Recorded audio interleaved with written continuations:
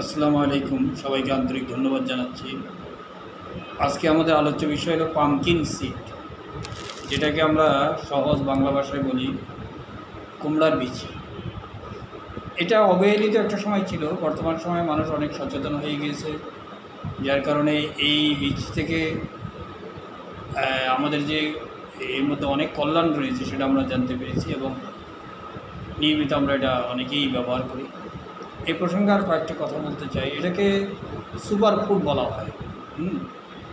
সাধারণত খাদ্য তালিকায় এই কুমড়ার বিচি যদি আমরা নিয়মিত খেতে পারি তাহলে অনেকগুলো রোগ থেকে আমরা নিজেকে মুক্ত রাখতে পারব। বিশেষভাবে যাদের ইউরিনারি ট্র্যাকে বিভিন্ন ধরনের সমস্যা থাকে, এই যা প্রস্রাবের প্রবলেম হতে পারে অথবা প্রোস্টেটের প্রবলেম হতে পারে, ইউরিনারি ট্র্যাকের যেই এই একটা ফ্লো এটা কমে যায়, তাদের ক্ষেত্রে এটা যদি সে নিয়মিত নেয় তার জন্য এটা খুবই কল্যাণকর এবং উপকারী।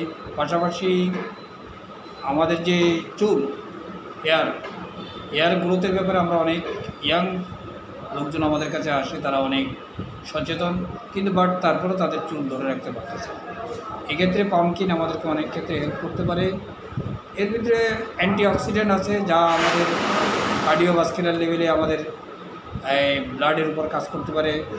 আমাদের অনেক জায়গায় যত ধরনের ভিটামিন আছে, কার্বোহাইড্রেট থেকে শুরু করে প্রোটিন, ক্যালসিয়াম, ম্যাগনেসিয়াম সবগুলোই এর মধ্যে অবস্থান করে, যার কারণে আমরা একে যদি নিয়মিত খাদ্য তালিকায় কম বেশি রাখতে পারি তাহলে আমরা সুস্থতার ক্ষেত্রে কিছুটা হলেও বেটার ফিল করব। পাশাপাশি চিকিৎসা তো অবশ্যই করতে হবে, সেটা যেই পদ্ধতিতে চিকিৎসা নেন। আর যদি আপনার খাদ্য তালিকার কিছু চেঞ্জ আনতে পারেন তাহলে সেটা আরও সুন্দর এবং বেগবান। আজকে এই পর্যন্ত সবাই ভালো থাকবেন। আল্লাহ হাফেজ।